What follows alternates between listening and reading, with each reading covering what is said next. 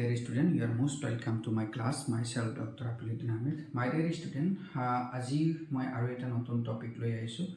আশা কৰোঁ আজিৰ টপিকটো তোমালোকৰ ভাল লাগিব।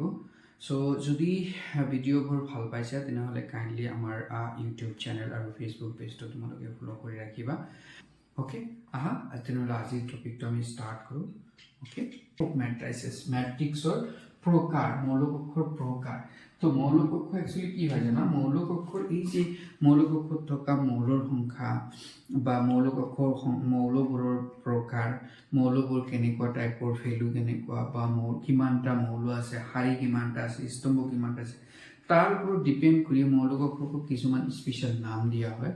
সেই প্ৰকাৰবিলাক আমাক পঢ়িব লাগিব। তো ফাৰ্ষ্ট প্ৰকাৰটো হ'ল যে কলম মেট্ৰিক্স বা স্তম্ভ মৌলিক অক্ষৰ। কলম মেট্ৰিক্স বা স্তম্ভ মৌলিক অক্ষৰ হ'ল এনেকুৱা এটা মৌলিক অক্ষৰ যি মৌলিক অক্ষৰত মাত্ৰ কি থাকে, এটাহে স্তম্ভ থাকে বা কলম থাকে। একদম ইজি। যদি তুমি এনেকুৱা টাইপৰ এটা মৌলিক অক্ষৰ লৈ লোৱা, সাপোজ এনেকুৱা যে ইয়াতে এক্স লৈছোঁ, ৱাই লৈছোঁ, জেড লৈছোঁ, এই মৌলিক অক্ষৰটো তুমি যদি ভালকে দেখা, ইয়াতে কিমানটা কলম আছে, এটা।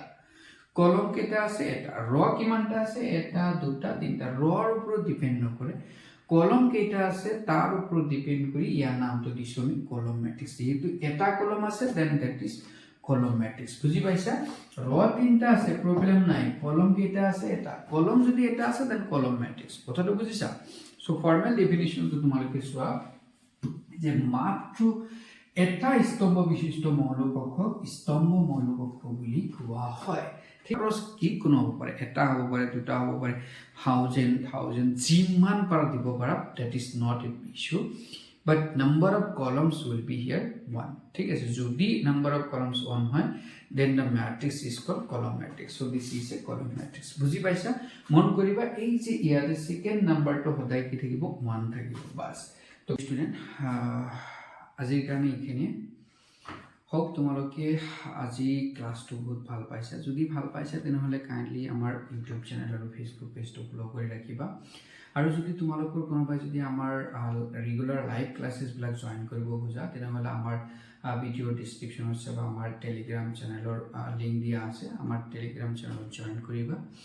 জইন কৰি কিনি আমাক হাই বুলি তাতে মেছেজ কৰিবা বা তোমালোকৰ ইণ্টাৰেষ্টেড দেখালে আমি তোমালোকক আমাৰ লাইভ ক্লাছত কেনেকৈ জইন কৰিব লাগে তাৰ ডিটেইলছ আমি তোমালোকক শ্বেয়াৰ কৰিম। ঠিক আছে।